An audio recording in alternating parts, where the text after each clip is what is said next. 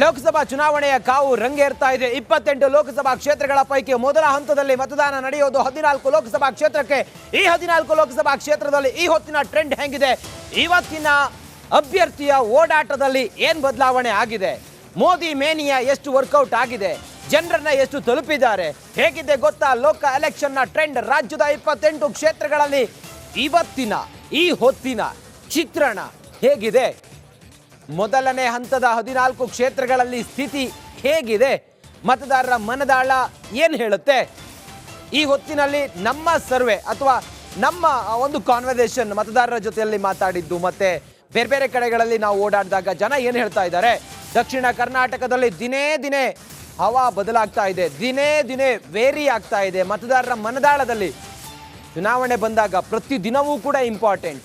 ಅಭ್ಯರ್ಥಿಗಳ ಓಡಾಟದಿಂದ ಹಿಡಿದು ಅಭ್ಯರ್ಥಿ ಹಾಕುವಂತ ಒಂದೊಂದು ಸಾಮಾಜಿಕ ಜಾಲತಾಣದ ವಿಡಿಯೋದಿಂದ ಹಿಡಿದು ಪ್ರತಿಯೊಂದು ಕೂಡ ಚುನಾವಣೆಯಲ್ಲಿ ಪ್ರಮುಖ ಪಾತ್ರ ವಹಿಸುತ್ತೆ. ಪ್ರತಿ ದಿನವೂ ಕೂಡ ಬದಲಾಗಬಹುದು. ಒಂದು ದಿನ ಇದ್ದ ಟ್ರೆಂಡ್ ಮತ್ತೊಂದು ದಿನ ಎದುರಾಳಿ ಅಭ್ಯರ್ಥಿಯ ಪರವಾಗಿ ಹೋಗಬಹುದು. ಒಂದೊಂದು ಮೂಮೆಂಟ್ನಲ್ಲೂ ಕೂಡ ಮತದಾರರ ಮನದಾಳ ಬದಲಾಗುವಂತ ಸಾಧ್ಯತೆಗಳಿರುತ್ತೆ.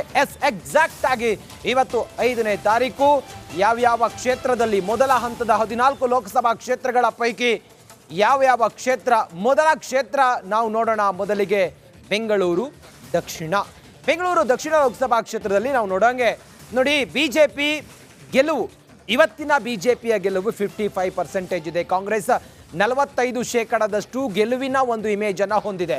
ನೋಡಿ, ಬೆಂಗಳೂರು ದಕ್ಷಿಣ ಲೋಕಸಭಾ ಕ್ಷೇತ್ರ ಅದು ಬಿಜೆಪಿಯ ಭದ್ರ ಕೋಟೆ. ಅಲ್ಲಿ ಬಿಜೆಪಿ ಕೋರ್ ವೋಟರ್ಸ್ ಇದ್ದಾರೆ.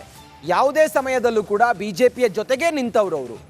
ನಾವು ಇವತ್ತು ಬೆಂಗಳೂರು ದಕ್ಷಿಣ ಲೋಕಸಭಾ ಕ್ಷೇತ್ರದ ಟ್ರೆಂಡ್ ಅನ್ನು ನೋಡಿದಾಗ ಅಥವಾ ಮತದಾರರ ಮನದಾಳವನ್ನು ನೋಡಿದಾಗ ಮತದಾರರ ಮೂಡ್ ಹೇಗಿದೆ ಅಥವಾ ಟ್ರೆಂಡ್ ಹೇಗಿದೆ, ಯಾವ ಪಕ್ಷ ಟ್ರೆಂಡ್ ಇದೆ ಇವತ್ತು ಅಂತ ಹೇಳಿ ನೋಡಿದಾಗ ಎಕ್ಸಾಕ್ಟ್ಲಿ ಬಿಜೆಪಿ ಬೆಂಗಳೂರು ದಕ್ಷಿಣ ಲೋಕಸಭಾ ಕ್ಷೇತ್ರದಲ್ಲಿ ಸೌಮ್ಯ ರೆಡ್ಡಿ ಅವರು ಕಣದಲ್ಲಿದ್ದಾರೆ, ತೇಜಸ್ವಿ ಸೂರ್ಯ ಅವರು ಕಣದಲ್ಲಿದ್ದಾರೆ. ಹಿಂದುತ್ವದ ಒಂದು ಅಲೆ, ಮೋದಿ ಮೇನಿಯಾ ಇವತ್ತೂ ಕೂಡ ಇವತ್ತಿನ ಜನರ ಮನದಲ್ಲೂ ಕೂಡ ಇವತ್ತಿನ ಈ ಹೊತ್ತಿನವರೆಗೂ ಕೂಡ ಬಿಜೆಪಿಯ ಗೆಲುವೇ ಫೇವರ್ ಆಗಿದೆ. ತೇಜಸ್ವಿ ಸೂರ್ಯ ಅವರೇ ಫೇವರ್ ಆಗಿದ್ದಾರೆ. ಬಿಜೆಪಿ 55% ಗೆಲುವನ್ನು ಹೊಂದುತ್ತೆ ಅಂಥೇಳಿ ಮತದಾರರು ಇವತ್ತು ಬೆಂಗಳೂರು ದಕ್ಷಿಣ ಲೋಕಸಭಾ ಕ್ಷೇತ್ರದಲ್ಲಿ ಹೇಳ್ತಾ ಇದ್ದಾರೆ. ಸೌಮ್ಯ ರೆಡ್ಡಿ ಕಳೆದ ಬಾರಿ ಸೋತರು, ಕಡಿಮೆ ಅಂತರದಲ್ಲಿ ಸೋತರು, 4-5 ಓಟ್ನಲ್ಲಿ ಸೋತರು. ಅದಾದ ನಂತರ ಅವರು ಈಗ ಲೋಕಸಭಾ ಕಣದಲ್ಲಿದ್ದಾರೆ. ಈಗ ಬೆಂಗಳೂರು ದಕ್ಷಿಣ ಲೋಕಸಭಾ ಕ್ಷೇತ್ರದಿಂದ ಹೇಗಾದರೂ ಮಾಡಿ ಸ್ಟ್ರಾಟಜಿಕ್ ಆಗಿ ಗೆಲ್ಲಬೇಕನ್ನೋದು, ತನ್ನ ತಂದೆ ವರ್ಚಸ್ಸು ಕೂಡ ವರ್ಕೌಟ್ ಆಗುತ್ತೆ ಅನ್ನೋ ಎಲ್ಲ ಲೆಕ್ಕಾಚಾರದ ನಡುವೆ ಇವತ್ತಿನ ಬೆಂಗಳೂರು ದಕ್ಷಿಣ ಲೋಕಸಭಾ ಕ್ಷೇತ್ರದ ಈ ಹೊತ್ತಿನ ಈ ಕ್ಷಣದ ಮತದಾರರ ಮನದಾಳ 55-45. ಬಿಜೆಪಿ 55, ಹಾಗೆ ಕಾಂಗ್ರೆಸ್ 45. ಎಸ್, ಬೆಂಗಳೂರು ಕೇಂದ್ರದ ಮನದಾಳ ನೋಡೋಣ. ಬೆಂಗಳೂರು ಕೇಂದ್ರ ಲೋಕಸಭಾ ಕ್ಷೇತ್ರದ ಮತದಾರರ ಮನದಾಳ ಹೆಂಗಿದೆ ಅಂತ ಹೇಳಿದ್ರೆ, ಬಿಜೆಪಿ 54% ಗೆಲ್ಲಬಹುದು. PC ಮೋಹನ್ ಅವರು ಕಣದಲ್ಲಿದ್ದಾರೆ ಬಿಜೆಪಿಯಿಂದ. ಕಳೆದ ಬಾರಿ ಕೂಡ ಅವರೇ ಗೆದ್ದಿದ್ರು. ಕಾಂಗ್ರೆಸ್ನಿಂದಲೂ ಕೂಡ ಪ್ರಬಲ ಅಭ್ಯರ್ಥಿ ಇದ್ದಾರೆ. ಹಂಗೆ ನೋಡಿದರೆ ನಾವು ಬೆಂಗಳೂರು ಕೇಂದ್ರ ಯಾವಾಗಲೂ ಕೂಡ ಬಿಜೆಪಿಯ ಭದ್ರಕೋಟೆ. ಅದು ಆ ಭದ್ರಕೋಟೆಯನ್ನು ಅಲುಗಾಡಿಸೋದಕ್ಕೆ ಕಾಂಗ್ರೆಸ್ ನಾನಾ ಪ್ರಯತ್ನವನ್ನು ಮಾಡ್ತಾ ಇದ್ರು ಕೂಡ ಅದು ಸಾಧ್ಯ ಆಗಿಲ್ಲ. ಈ ಬಾರಿಯೂ ಕೂಡ ಅಂಥದ್ದೊಂದು ಲೆಕ್ಕಾಚಾರದಲ್ಲಿ ಕಾಂಗ್ರೆಸ್ನ ನಾಯಕರಿದ್ದಾರೆ. ಗ್ಯಾರಂಟಿ ಯೋಜನೆಗಳು 51-49 ಅಂತರದಲ್ಲಿ ಕೇವಲ 2 ಪಾಯಿಂಟ್ನಲ್ಲಿ ವೇರಿಯೇಷನ್ಸ್ ಆಗ್ತಾ ಇದೆ. ಅದು ಬದಲಾಗಬಹುದು, ಅದು ಏರಬಹುದು, ಇಳಿಯಬಹುದು, ಎಲ್ಲ ಲೆಕ್ಕಾಚಾರ ಇದೆ. ಪ್ರತಿದಿನದ ಅಪ್ಡೇಟ್ ಇದು, ಪ್ರತಿ ಕ್ಷಣದ ಮತ್ತು ಪ್ರತಿ ಮಿನಿಟ್ ಇದು ಏರ್ಪೇರ್ ಆಗುತ್ತೆ. ಸಿದ್ದರಾಮಯ್ಯನವರು ಬಂದು ಒಂದು ಭಾಷಣ ಮಾಡಿ, ಒಂದು ಸಮಾವೇಶ ಮಾಡಿ, ಅಥವಾ ಬೇರೆ ಯಾರೋ ಸ್ಟಾರ್ ಪ್ರಚಾರಕರು ಬಂದು ಅಲ್ಲಿ ಒಂದೆರಡು ಮಾತಾಡಿ ಏನೋ ಒಂದು ಲೆಕ್ಕಾಚಾರ ಬದಲಾಗುವಂಥ ಸಾಧ್ಯತೆಗಳು ಕೂಡ ಇರುತ್ತೆ. ಈ ಹೊತ್ತಿನ ಟ್ರೆಂಡ್ ಹಾಸನ ಲೋಕಸಭಾ ಕ್ಷೇತ್ರದಲ್ಲಿ ಹೀಗಿದೆ, 51-49. ಉಡುಪಿ ಚಿಕ್ಕಮಗಳೂರು ಲೋಕಸಭಾ ಕ್ಷೇತ್ರ ನನ್ನ ಕ್ಷೇತ್ರ, ನಾನು ಮತದಾನ ಮಾಡುವಂಥ ಕ್ಷೇತ್ರ ಉಡುಪಿ ಚಿಕ್ಕಮಗಳೂರು ಲೋಕಸಭಾ ಕ್ಷೇತ್ರ. ಇಲ್ಲಿ ಈ ಬಾರಿ ಟಿಕೆಟ್ ಅನ್ನು ಬದಲಾಯಿಸಿದ್ರು. ಶೋಭಾ ಕರಂದ್ಲಾಜೆ ಸಿಟ್ಟಿಂಗ್ MP ಆಗಿದ್ರು, ಕೇಂದ್ರ ಸಚಿವರಾಗಿದ್ರು, ಟಿಕೆಟ್ ತಪ್ಪಿ ಹೋಗಿದೆ. ಕೋಟಾ ಶ್ರೀನಿವಾಸ್ ಪೂಜಾರಿ ಪರಿಷತ್ ಸದಸ್ಯರಾಗಿದ್ರು, ಕೋಟಾ ಶ್ರೀನಿವಾಸ್ ಪೂಜಾರಿ ಅವರಿಗೆ ಟಿಕೆಟ್ ಕೊಟ್ಟಿದ್ದಾರೆ. ಈತ ಜಯಪ್ರಕಾಶ್ ಹೆಗ್ಡೆ ಬ್ಯಾಕ್ವರ್ಡ್ ಕ್ಲಾಸ್ನ ಕಮಿಷನರ್ ಆಗಿದ್ದವರು. ಯಾವಾಗ ಅವರು ಕಣದಲ್ಲಿದ್ದರು ನೆಕ್ ಟು ನೆಕ್ ಫೈಟ್. ಯಾಕಂತ ಹೇಳಿದರೆ ಜಯಪ್ರಕಾಶ್ ಹೆಗ್ಡೆ ಕರಾವಳಿ ಭಾಗದ ಒಂದು ಸ್ಟ್ರಾಂಗ್ ಕಮ್ಯುನಿಟಿ ಅವರು, ಬಂಟ ಸಮುದಾಯದವರು. ಈ ಬಾರಿ ಬಂಟು ಸಮುದಾಯ ಸ್ವಲ್ಪ ಸೂಕ್ಷ್ಮವಾಗಿ ಈ ಚುನಾವಣೆಯನ್ನು ನೋಡ್ತಾ ಇದೆ. ಪಕ್ಷ ಯಾವುದೇ ಇರಲಿ, ಆದರೆ ಬಂಟರೆಲ್ಲರೂ ಕೂಡ ನಾವು ಒಟ್ಟಾಗಿರಬೇಕು ಅಂಥೇಳಿ ಒಂದು ಲೆಕ್ಕಾಚಾರದಲ್ಲಿದ್ದಾರೆ. ಹಾಗಾಗಿ ಒಂದು ನೆಕ್ ಟು ನೆಕ್ ಫೈಟ್ ಇದೆ. 52 ಬಿಜೆಪಿ ಗೆಲುವಿನ ಫೇವರ್, ಕಾಂಗ್ರೆಸ್ 48 ಲೋಕಸಭಾ ಕ್ಷೇತ್ರ. ಎಸ್ ನೋಡಿ, ಇದು ಲೆಕ್ಕಾಚಾರ, ಇದು ಟ್ರೆಂಡ್, ಇದು ಈ ಹೊತ್ತಿನ ಮತದಾರರ ಮನದಾಳ, ಇದು ಮತದಾರರು ಈ ಕ್ಷಣಕ್ಕೆ ತಮ್ಮ ಅಭಿಪ್ರಾಯ ಹೇಗಿರುತ್ತೆ ಏನಿರುತ್ತೆ ಅನ್ನೋದನ್ನು ನೋಡಬೇಕಾಗಿದೆ. ನೋಡಿ, ಇವತ್ತಿನ ಟ್ರೆಂಡ್ ಹೀಗಿತ್ತು. ಇನ್ನೂ ಕೂಡ ನಾವು ಪ್ರತಿ ಮಿನಿಟ್ ಟ್ರೆಂಡ್ ಹೇಗೆ ಬದಲಾಗುತ್ತೆ ಅನ್ನೋದ್ರ ಬಗ್ಗೆ ಎಲ್ಲ ಡೀಟೇಲನ್ನು ಕೊಡ್ತಾ ಹೋಗ್ತೀವಿ. ಕೋಲಾರದ ಟ್ರೆಂಡ್ ಹೆಂಗಿದೆ ಅಂತ ಹೇಳಿದರೆ, ಕೋಲಾರದಲ್ಲಿ ಅಳೆದು ತೂಗಿ ಮೈತ್ರಿ ಅಭ್ಯರ್ಥಿಯನ್ನು ಹಾಕಿದ್ದಾರೆ. ಮಲ್ಲೇಶ್ ಬಾಬು ಅವರು ಕಣದಲ್ಲಿದ್ದಾರೆ, ಇತ್ತ ಗೌತಮ್ ಅವರು ಕಣದಲ್ಲಿದ್ದಾರೆ. ಆ ಮೂಲಕ ಟ್ರೆಂಡ್ ಹೆಂಗಿದೆ ಅಂತ ಹೇಳಿದರೆ 50-50 ಇದೆ. ಎಲ್ಲಿ? ಕೋಲಾರ ಲೋಕಸಭಾ ಕ್ಷೇತ್ರದಲ್ಲಿ. ಕೋಲಾರ ಲೋಕಸಭಾ ಕ್ಷೇತ್ರ ನಾವು ಗಮನಿಸ್ತಾ ಇದ್ದಂಗೆ ಕಾಂಗ್ರೆಸ್ ಲೆಕ್ಕಾಚಾರ ಬೇರೆಯದ್ದೇ ಆಗಿತ್ತು. ಯಾಕಂತ ಹೇಳಿದರೆ ಅಲ್ಲಿ ಹೇಳಲಿಕ್ಕಾಗಲ್ಲ, ಅಷ್ಟು ಒಂದು ಅಸಮಾಧಾನ ಇತ್ತು. ಮುನಿಯಪ್ಪ ಅವರ ಫ್ಯಾಮಿಲಿಗೆ, ಚಿಕ್ಕಪೇದಣ್ಣಗೆ ಟಿಕೆಟ್ ಕೊಡಬೇಕು ಅಂತ ಹೇಳಿದರೆ ರಮೇಶ್ ಕುಮಾರ್ ಅವರ ಆಪ್ತನಿಗೆ ಟಿಕೆಟ್ ಕೊಡಬೇಕು, ಹನುಮಂತಯ್ಯ ಅವರಿಗೆ ಟಿಕೆಟ್ ಕೊಡಬೇಕು ಅನ್ನುವ ಒಂದಿಷ್ಟು ಏರುಪೇರು ಮೇಲಾಟಗಳ ನಡುವೆ ಗೌತಮ್ ಅವರು ಟಿಕೆಟನ್ನು ಪಡ್ಕೊಂಡಿದ್ದಾರೆ. ಈ ಹೊತ್ತಿನವರೆಗೂ ಕೂಡ ನಾವು ಟ್ರೆಂಡ್ ಹೆಂಗಿದೆ ಅಂತ ಹೇಳಿದರೆ 50-50 ಇದೆ. ಗೆಲುವಿನ ಟ್ರೆಂಡ್ 50-50 ಇದೆ ಕೋಲಾರ ಲೋಕಸಭಾ ಕ್ಷೇತ್ರದಲ್ಲಿ.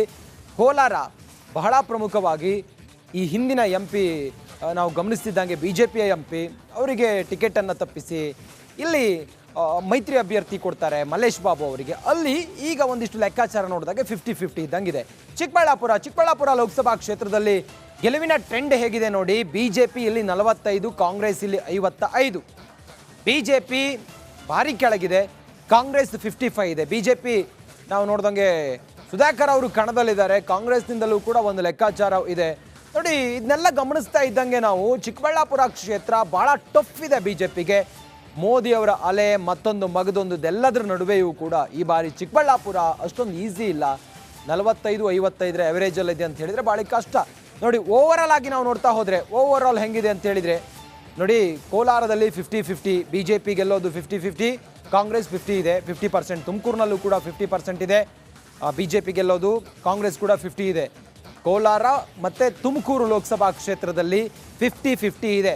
ಇಲ್ಲಿ ಹೇಗೆ ಬೇಕಾದರೂ ಬದಲಾಗಬಹುದು, ಈ ಕ್ಷಣಕ್ಕೂ ಕೂಡ ಬದಲಾಗಬಹುದು, ಈ ಹೊತ್ತಿಗೂ ಕೂಡ ಬದಲಾಗಬಹುದು. ಕೋಲಾರ ಮತ್ತು ತುಮಕೂರಿನಲ್ಲಿ 50-50 ಇದೆ.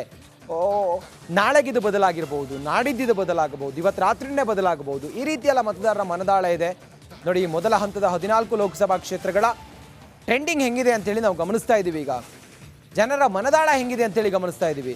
ಬೆಂಗಳೂರು ದಕ್ಷಿಣದಲ್ಲಿ 55% BJP ಗೆಲ್ಲುವ ಒಂದು ನಿರೀಕ್ಷೆ ಇದ್ದರೆ, ಕಾಂಗ್ರೆಸ್ 45% ಇದೆ. ಬೆಂಗಳೂರು ಸೆಂಟ್ರಲ್ 54 ಇದೆ. ಹಾಗೆ ನಾವು ನೋಡಿದಂಗೆ BJPಯ ಅಂತರದ ಬಗ್ಗೆ ನೋಡ್ತಾ ಹೋದರೆ ಅಥವಾ ಗೆಲುವಿನ ಟ್ರೆಂಡ್ ನೋಡ್ತಾ ಇದ್ದರೆ, ಹಾಸನದಲ್ಲಿ 51%, 49 ಕಾಂಗ್ರೆಸ್.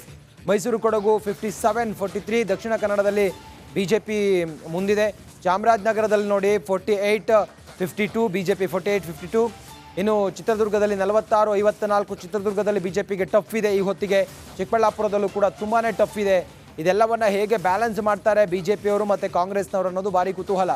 ಇದು ಇವತ್ತಿನ ಈ ಹೊತ್ತಿನ ಈ ಕ್ಷಣದ ಟ್ರೆಂಡಿಂಗ್.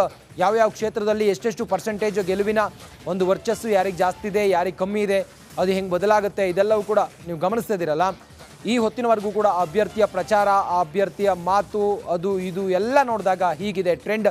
ಓವರಾಲ್ ಆಗಿ ನಾವು ನೋಡ್ತಾ ಹೋದರೆ BJP ಮತ್ತು JDS ಅಲೈನ್ಸ್ ಇದೆಯಲ್ಲ ನೋಡಿ, 9%ವರೆಗೂ ಕೂಡ 9, ಕಾಂಗ್ರೆಸ್ 3, ಹಾಗೆ 50-50 ಇರೋದು 2.